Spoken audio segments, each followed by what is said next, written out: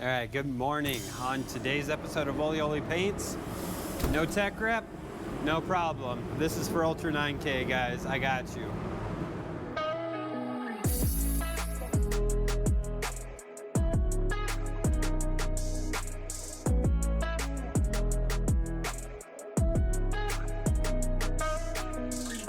Okay, so the question I've got asked multiple times across social media, especially from Ultra 9K guys or waterborne paint guys in general.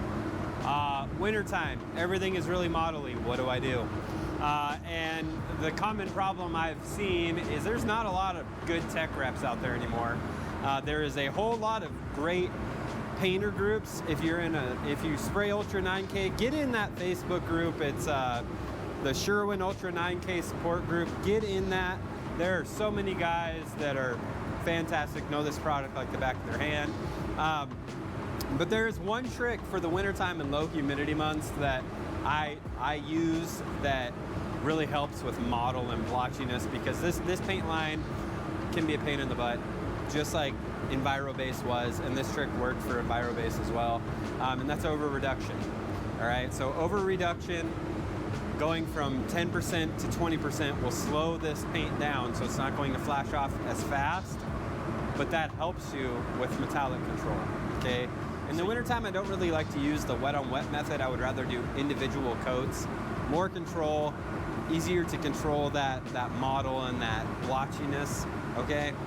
And that's what we're gonna go through. This video is gonna be short and sweet. I'll show you the job right now. And I've already got it spot sealed, so this is just a Subaru Forester H5Q. This is a coarse metallic green. But basically I've got a couple of repairs there, repair there, new bumper cover, new fender, right? And I've got my base coat loaded up in my DV1 here. This is reduced 20%. So when you mix up your base coat, this called for 50 grams of reducer. I went plus 50, so that's 20%, right? So with that, it's going to slow this whole process down, but I want to slow it down so I don't have to redo it, right? I do not want model, I do not want blotch, I don't want to fight these blends. I just want to get in here and get out. So in the long run, it honestly works out to be a faster process. Basically, in the wintertime, I will go ahead and do the same process I always do anyway, but I'm in a base coat blender, the hood, the door, get a nice coat, and I also over reduce my base coat blender. I basically just thin it out so I can stretch it and make it last longer, but just get a coat of that on there so I can see what's going on, and it'll fill any of the stray sand scratches up so my base lays down nice and smooth. But yeah, let me go mix up. I got to mix up a little bit more base coat blender. I'll get you guys on the helmet. We'll get in here and I'll show you basically how I spray this stuff. To help avoid model, I mean, in the winter with low humidity, you're not going to avoid it all, but this absolutely should help some of you guys. All right, so I've got a little bit of base coat blender mixed up here. We're gonna just get into this. All right, and some guys may disagree with me. That's okay. That is okay. Everybody's gonna have their own way to do this, but this is how I combat low humidity, right? You gotta show every process. When I mix up 90-20 instead of that 10%, I'm going that 20% at a minimum, sometimes higher. I make this stuff really thin. I'm just looking for a thin layer anyway. And this is really just to give myself something smooth for this base to land on. Also, it's a good visual aid to see if something's blotchy. But because I'm doing a new fender, I'm gonna be blending this edge, obviously the front edge, and then trying to keep my blends as tight as possible back here. And just trying to avoid model at the same time. So let me go ahead, I'll get a coat of blender on this stuff. I've just got it loaded up in my Black Widow. And yeah, let's do this.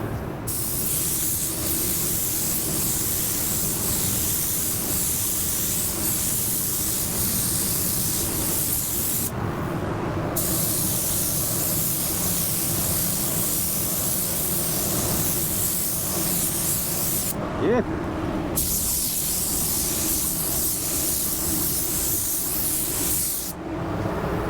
All right, while that's flashing off, I'm gonna do these other two parts. And on this DV1, I'm gonna rock 15 PSI for my coverage, right? So I'm gonna do just individual coats. I'll do a coat on that coat on this, and then we'll get over here to do our blends. 15 psi, like I said, wide open fluid, wide open fan. I'm not a gun choker. I don't really like to slow my gun down, except for on a control coat. Let's go ahead. All these edges first.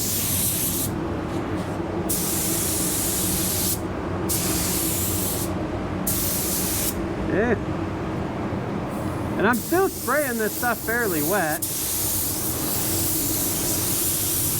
I'm just really focused on that overlap.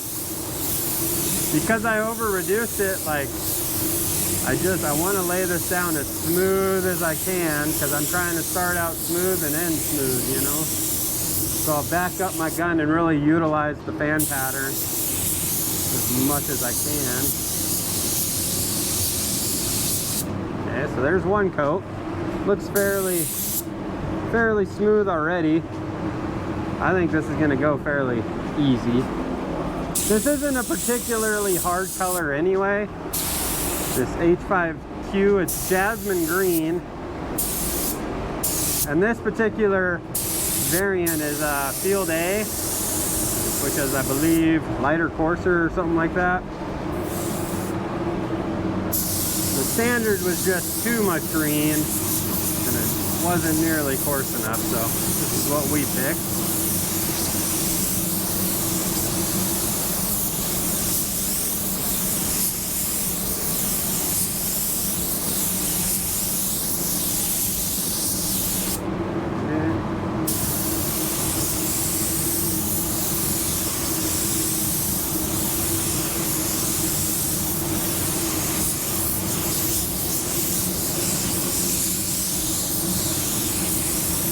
And I know some guys are afraid to add more reducer because they think they're just going to make it super runny. This stuff still has really good holding power.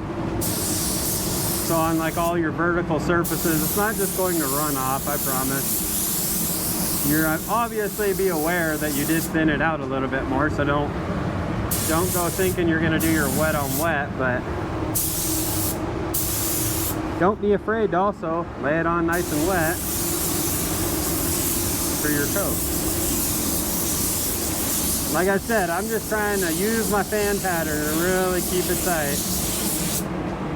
Especially because I know that because it's low humidity, it really wants to model. I'm going to try to avoid that. I wonder if it'd be easier to get that back here. Looks like it is. Oh yeah, we're going to do that.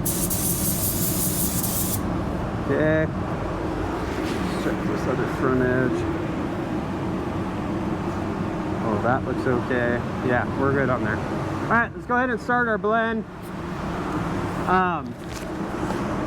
Like always, I'm gonna try to keep all this stuff as tight as I can. So when I do this, I'm gonna aim this way. I have a big broad area to work with here, so I'm gonna keep my coverage coats fairly tight, but that control coat, I can come out into here. But I'm gonna think about these body lines and how base will sit in these rolls. Here, you can see I didn't even get sealer really much above this line, so I'm gonna just keep everything nice and tight down here. Okay. And then I've got a new fender, so really, I can do this. And I'm just keeping it on this body line, right? So that's all I'm trying to do. Just like that. And then we're gonna aim our gun back this way just to keep it away from the edge. And I'll pull up at the end instead of flicking out. Alright.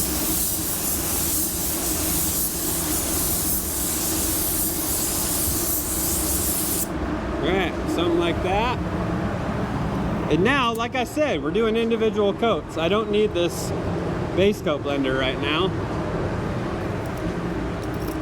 But I do need my fan jet blower and my little welcome here. Shout out to Gabriel, man. Motivated Painters. That's where I got this guy. Gabriel's awesome.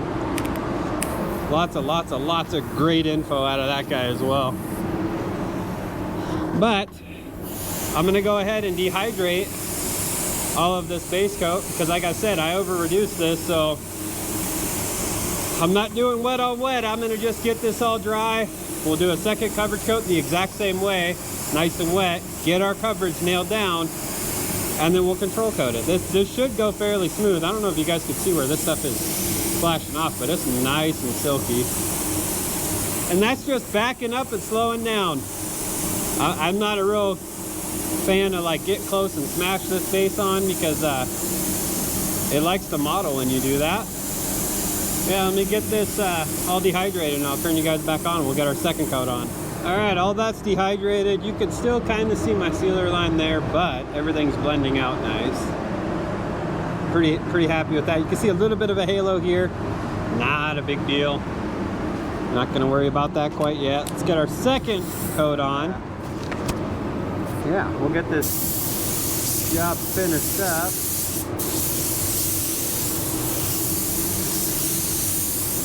Another thing you guys can do, if you're still getting blotchy stuff, is swap out to a larger nozzle size. So you can over reduce, and then instead of a 1.3, go to a 1.4 if it's still being blotchy.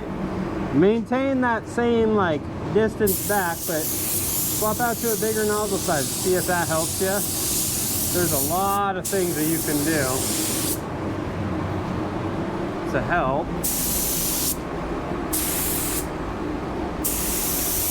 Because trust me, man, I get it. Wintertime can be pretty rough. Pretty frustrating. Especially when you ain't got no help from a tech rep, you know? We pay this much for paint. You expect really good service and really good support, and in today's world, you're better off just going to the internet and asking the guys making content. That's pretty sad, you know? But at the end of the day, I mean, that's what I enjoy. I enjoy helping guys, because, you know, there wasn't a whole lot of people to help me figure this stuff out. Thankfully, I had two really good tech reps when I first started using this paint, Jody and Nick. And then Jody retired, started doing his own thing, and Nick had to go and switch over to 3M, which is still, that's cool. I still get to see Nick, but not having him on the Sherwin side kind of sucks, you know? And don't get me started, when we sprayed PPG, I didn't have shit for tech reps. None. I had one at the very end, and he was awesome. He was from Tennessee. And then he went to Axo, I think, or something like that. He came back after we switched, but a little too late, you know.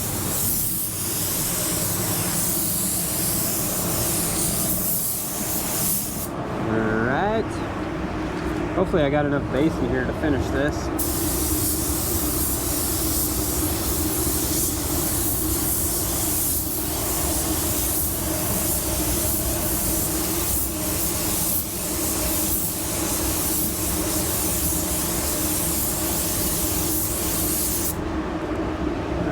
All right, so there's our coverage coats. Now what I'm gonna do is I gotta go mix up probably 6 ounces to do my controls. I'll over reduce that even more. I'll probably go 25–30%. And I'll show you a little trick that I learned from #1 Refinish Tech. I'm pretty sure I've mentioned it before, but the 45-degree drop coat, right? So instead of pounding all your metallics on 90 degrees, turn it on to 45, drop that way, lays your metallics. It doesn't just pound them into the surface. So that definitely helped me to control all of this stuff and just make it as smooth as possible. Because at the end of the day, I mean, nothing's perfect, but we're all out here just trying, you know? All right, so I got my over-reduced base right here, mixed up a little bit more. And we're gonna just drop coat all this stuff. Focus on our new parts over here. I'm gonna drop this at 10 psi according to this gauge. Yeah. The DV1 tends to read lower. If you're using something else, I mean, say you're using a Pro Light, instead of 20 psi for coverage coats, drop it like 14, 13. drop it down. What you're trying to do is increase that droplet size, and you're just going to allow this stuff to lay down, right? You can also wind in your fluid. So I'll wind mine in a few turns.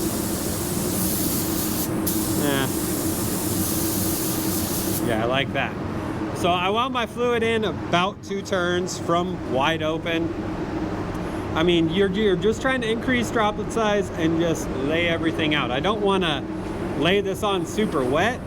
I want all of this to just look like silk, right? Like as smooth as possible. And right now, I mean, it's pretty smooth, but it's not perfect. I want to perfect that and make it as smooth as I can humanly make it. So let's go ahead and do that. I'm going to do that 45-degree drop.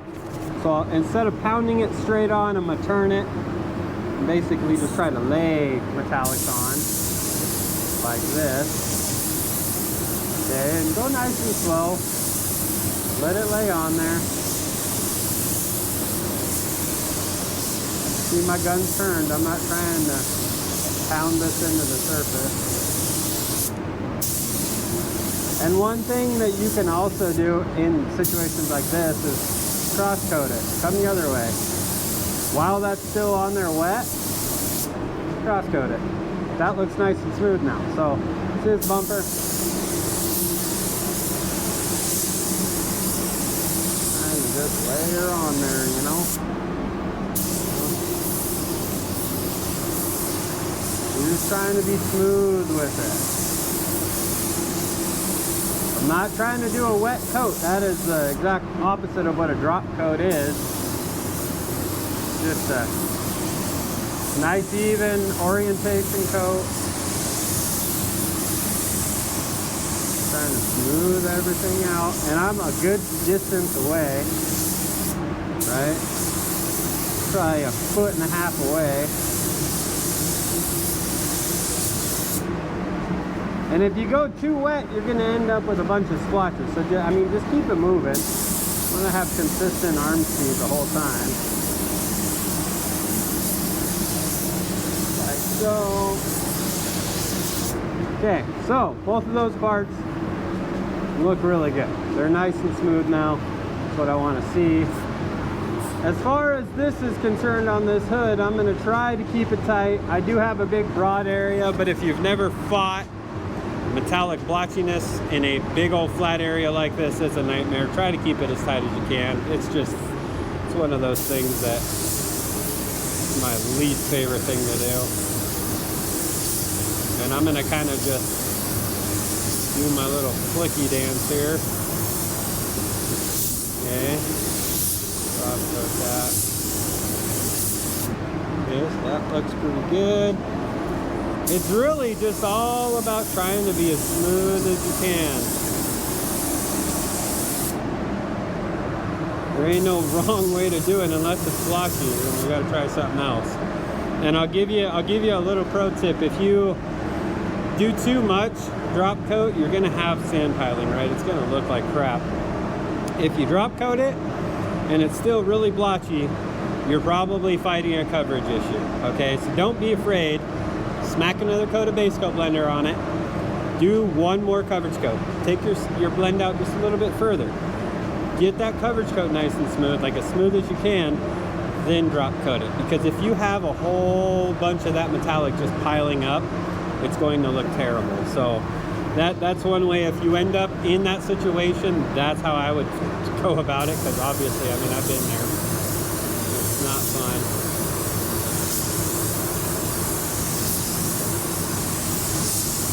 Hoods can be a challenge to blend. Pretty happy with that. This door is far from perfect, but I know my coverage is there, so I'm gonna just try to get everything melted together. Trying to keep this as realistic as possible too. You know, I'm not trying to show you that I do this perfect, 'cause I don't. And I'm trying to keep it away from that back door, so I'm doing what I can't do this way. I might have to flick it that way, but I'm not sure yet. I mean,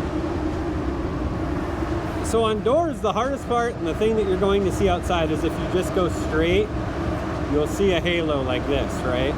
So it's always a good idea to kind of blow it out. And you can see the tape on this back door. I'm not even close to that yet. So give this some air. And I know that the number one spot is going to be in the middle of this, so I'm going to kind of just cross it. I don't want a halo. I don't want to see a color difference.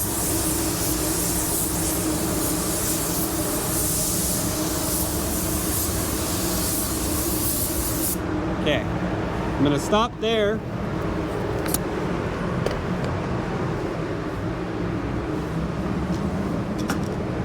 And here's like the number one spot that metallic buildup can happen is right here. If you guys have sprayed this long enough, you'll know that. It loves to build up on these edges, and it almost looks like it's trying to right here, but it's not to the point where I need to worry about it. Once you see that it's like a really dry, rough texture on a lip like this, it's kind of too far. You're gonna have to sand that, dust a little base, it turns into a nightmare. So be very, very careful not to overdrop it, right? Not to just go ham and, oh, I'm fighting this, I'm fighting this, I'm fighting this. Make sure A, your color match is good, and B, your coverage is on point. But so far so good, man. I'm gonna blow real light air over these two panels real quick. I don't want to move those metallics, so I've barely got this open. So just really lightly blow some air on it, just to get that stuff flashed off. It's really dry anyway, so it doesn't take much. Same thing up here.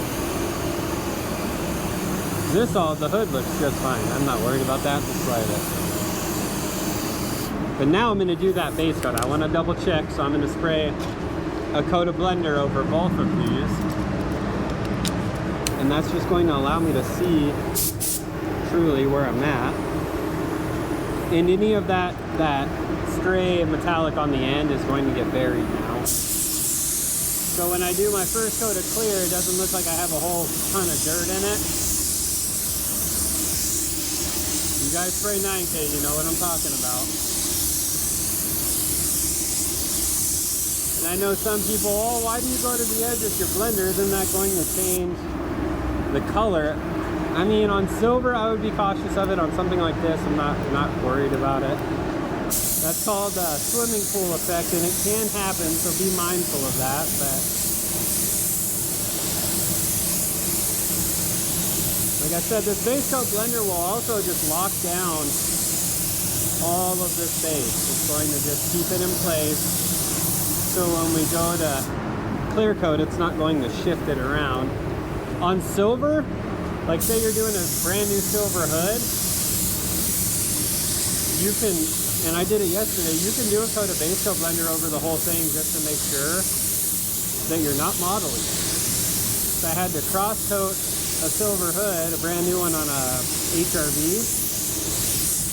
And it's one of those things that's like, do I trust it or do I just do a coat of base coat blender and double check it, you know?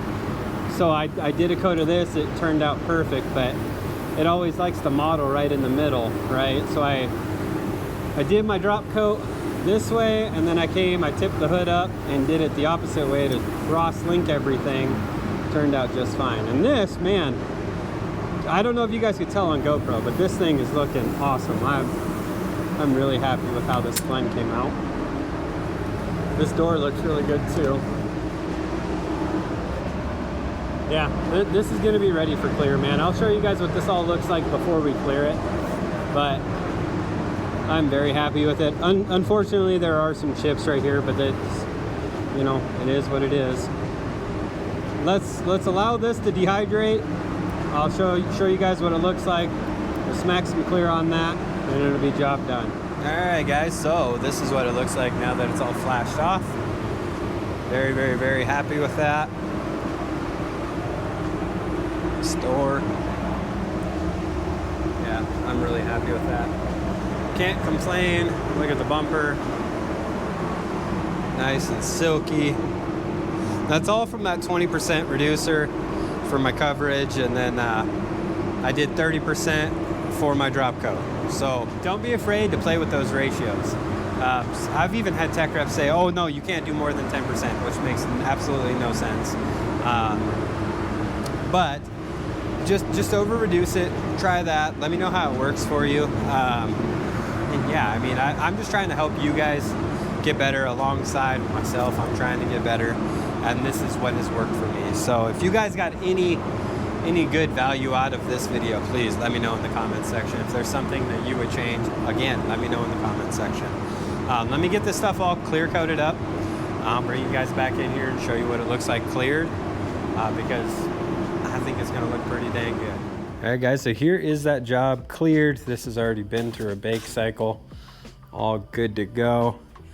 Very, very, very happy with how this one came out. My blends all look really nice. Bumper cover. All of this came out really nice and smooth. Here's the fender. And like I said, that was all 20%, so I doubled up on my reducer and just did it individually. And for me, that just feels like more control. If you guys try this, let me know in the comment section how it goes for you. If you guys have any other suggestions, let me know. If there's any other techniques that you guys use, it benefits everybody to share them. So anyway, that was today's video. Tools, products, things like that you guys see here on the channel can be found down in the description down below. I put as much as I can into that link tree just to get you guys like links for everything. And yeah, I will catch you guys on the next one, which will probably be from the SEMA show in Las Vegas. And yeah, I'll see y'all next week.